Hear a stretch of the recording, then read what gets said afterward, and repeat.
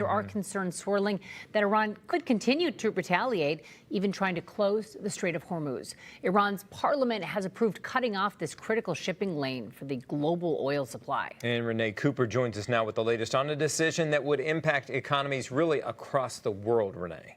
It would, Paul. About 20% of the world's oil supply passes through this narrow passageway every day. Now, to be clear, nothing is official, and cutting off the Strait of Hormuz would be unprecedented.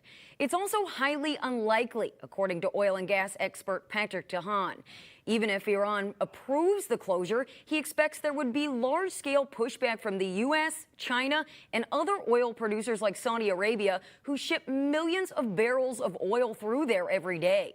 He also says it's not in Iran's own economic interest, as the country relies on the Strait of Hormuz not only to export oil, but to bring in other important commodities. So oil markets have essentially shrugged off this recent development. I think there's a lot of skepticism within the community, myself included. Iran probably can't pull this off.